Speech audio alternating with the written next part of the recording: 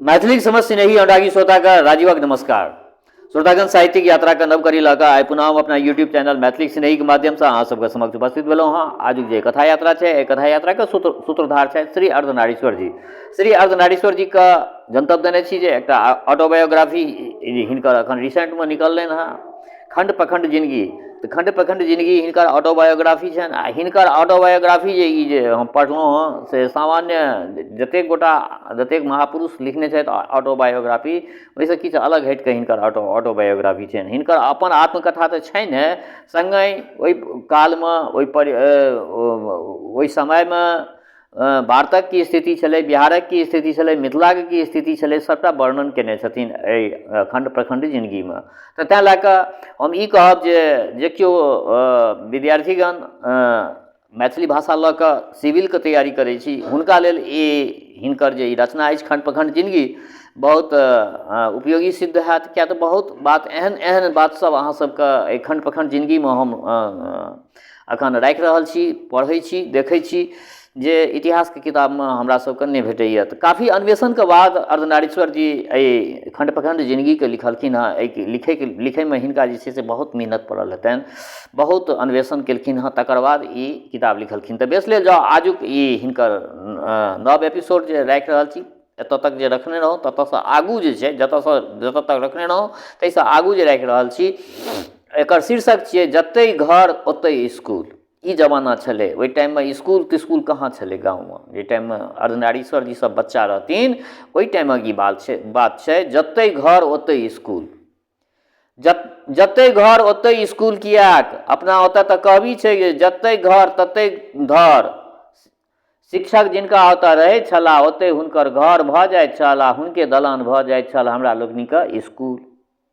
से कहिया भट्टा धरनिहार शिक्षकक स्थानांतरण भेल आ हुनकर बदलामे आबि गेला मथुरा से जेना स्मरण होइत अछि मणिकांत चौधरी। दुनू शिक्षकमे अनेक अंतर। हमर पहिल शिक्षकमे एक प्रकारक अभिजात्यपन छल, संभ्रांतता छल, गांभीर्य छल, मुदा ई शिक्षक लाली गोराइ नेने ठेठ देहाती गृहस्थ जकाँ तमाकूक विशेष आदत, बाँसक करचीक छोट छड़ी, अधिकखन कान पकड़ि कऽ उठक बैठक बला काज कान पकड़ि उठ बैठ करा कऽ काज चलनिहार हिनक डेरो तथाकथित अभिजात्य लोकक ओतऽ नहि बल्कि ठेठ गृहस्थक ओतऽ। एखन अपन पढ़ाई पर में हम अपन विचार राखि रहल छी। दूसरी क्लासमे अबैत देरी छात्र पर लेखनक बोझ बढ़ि जाइत छल। ओहि समयमे कागज जिस्ताके हिसाबसँ बिकाइत छल, जाहिमे 23टा या 24टा ताव रहैत छलै जिस्तामे। ओना 20 तावके एक जिस्ता मानल जाइत छै, मुदा हमरा जेना ध्यान अछि शुरूमे एक जिस्ता कागजमे 24 गो ताव होइत छलै, बादमे 23 गो ताव भऽ गेलै। श्रोतागण हमरो सबके समयमे छलै ई ताव, जिस्तावला ताव 23 गो 24 गो वाला बात हमरो सबके टाइममे छलै। 85 में हमहूँ मैट्रिकुलेशन केने छी, हमरो याद आबि गेल। हाँ, रीम 20 जिस्ताके होइत छलै से धरि निश्चित हमरा लोकनिके गणितमे ई सिखाओल जाइत छल। हमरा लोकनिके आब कागज पर लिखब आवश्यक भऽ जाइत छल, विशेषतः सुलेख आवश्यक।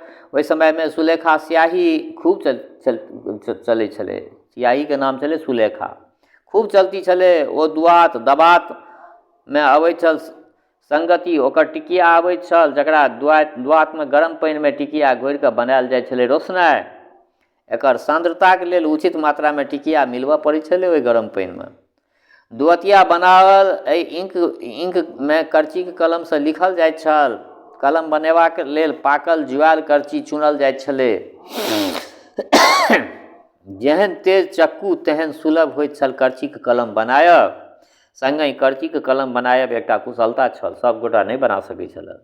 बादमे एहि करची कलमके स्थान पर फाउंटेन पेन लऽ लेलक। ताहूमे दू तरहक कलम होइत छल, एकटा जाहिमे कंपनीसँ बनल स्याही डालल जाइत छल जे अपनासँ बनावल मोइस यानी स्याहीके तुलनामे अधिक खर्चीला होइत छलै। लेकिन एकटा विशेष कलम जकर नीब खुजल रहैत छल आ करची कलम जकाँ बेर बेर दुआतमे डुबा कऽ लिखऽ पड़ैत छलै, तकरा चंच कहल जाइत छलै। अपना ओतऽ चीच पढ़नाइ शब्दक प्रचलन एहि कारणसँ भेल होयत। वास्तवमे होल्डरमे नीब लागल रहै छलै। अंग्रेजीमे फाउंटेन पेन कहल जाइ छलै ओकरा। सुलेखक अतिरिक्त हमरा सबके रोज डायरी लिखऽ पड़ै छल। मात्र औपचारिकता पूरा करबाक पहिल पाठ एतऽ छात्र सिखलक आ शिक्षाके मूल उद्देश्य कोना तिरोहित भऽ गेल से विश्लेषण मंगैत अछि।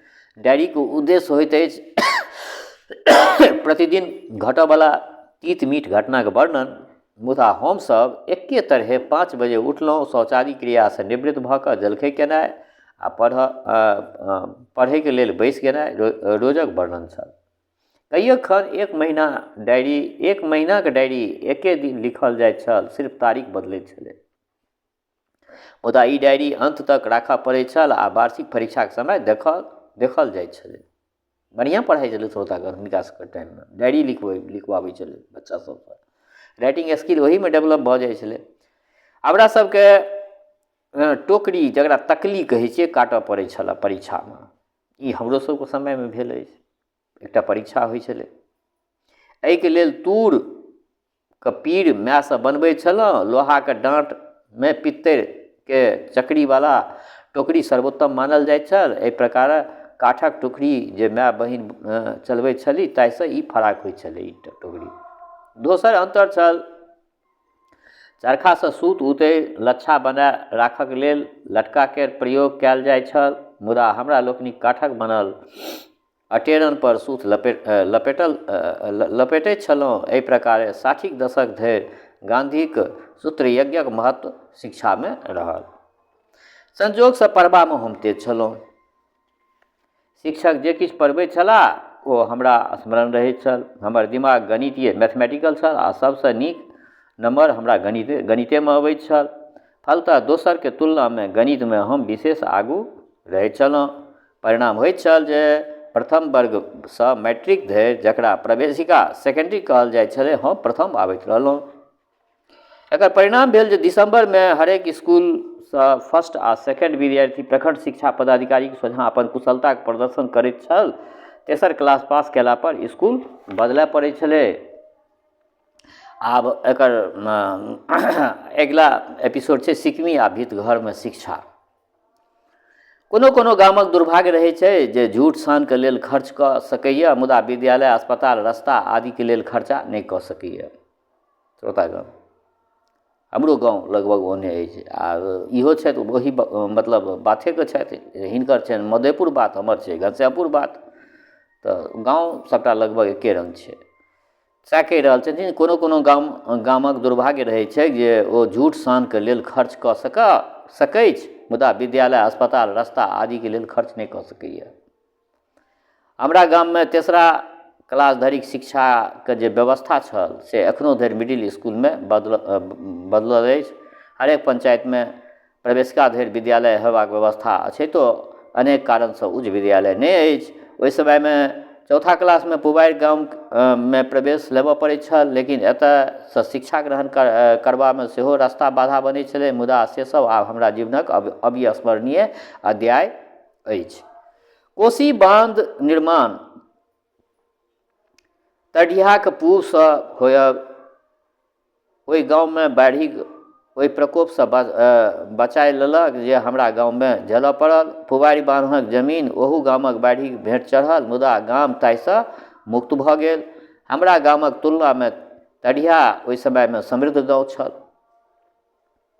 हालांकि ओतौ ताहि समयमे धरि सरकारी स्तर पर अपन प्राइमरी स्कूल छल, लेकिन ओ मध्य विद्यालयमे उत्क्रमित भऽ रहल छल। पश्चिमसँ पूब मुँहे उत्तरसँ ऑफिस सहित 4 कोठरी ईंटाके देवाल आ खपराक छत छल आ दक्षिणसँ नाम अर्थात लम्बा भितघर छल। एहिमे छठा 7वां वर्गक पढ़ाइ शुरू भऽ चुकल छल, जाहिमे गामक शिक्षक पढ़बैत छलाह। एकर हेड छलाह योगेंद्र बाबू। हालांकि हम व्यक्तिगत रूपे हुनकासँ एको दिन नहि पढ़लहुँ, मुदा शिक्षाक प्रति हुनक समर्पण असाधारण छल। ओ अपन गामक विद्यालयके बढ़ेबाक लेल अति साकांक्ष छलाह। समयसँ विद्यालय लागि जाइत छल आ सब छात्र एवं शिक्षक अनुशासित रहैत छलाह ओहि समयमे। मुदा ई सब अनुभव करक अवसर आयल रहा 1962 ईस्वी में। ओना तऽ 1962 ईस्वी में भारतीय इतिहास में अनेक अनिष्टकारी घटना समेटने अछि 1962, मुदा हमरा जीवनक लेल ई परिवर्तनकारी वर्ष रहल अछि। हम चौथा वर्ग में जखन प्रवेश केने छलहुँ तऽ एतय सही अर्थ में विद्यालय के अनुभव केलहुँ। एतय रूटीन छल, घंटी बजै छलै, अलग अलग विषय पढ़ै के लेल अलग अलग शिक्षक अबै छलाह। सब शिक्षक अलग अलग प्रकारक स्कूल में को एजुकेशन छल, अर्थात लड़का लड़की एक संग पढ़ैत छल। हमरा अपना गाम में प्रायः लड़की के पढ़ाई पर ओ जोर नहीं भेटल जतेक एतय। करीब 40 विद्यार्थी में 6टा छात्रा शेष छात्र छल, मात्र 6टा लड़की छलै और बाकी लड़का। ओहि समय में बुझायल रहा जेना कोनो नीक कॉलेज आ यूनिवर्सिटी में प्रवेश पेलासँ छात्र के आनंदक अनुभूति होइत छै। सएह अनुभूति हमरा भेल रहा, लेकिन आनंदक एहि अनुभवक लेल हमरा सब के जे दाम देबऽ पड़ल से यदि लाल बहादुर शास्त्री जकाँ हमहूँ कोनो तेहन पद पौने रहितहुँ तऽ हमरो से चर्च कयल जैते। हमरा गामक अपूर्ण बांध धरि पहुँचब बाढ़ि में कठिन समस्या छल। नवकी पोखरिसँ स्नान, नवकी पोखरिसँ पहिले स्थल लग, पुरनका पोखरि लग, ठाकुर बाबा खेत में जतय आइ नवका घर बनि कऽ गेल अछि सरकारी, आ स्वयं नवकी पोखरि लग जतय आइ महावीर जी के मंदिर छनि।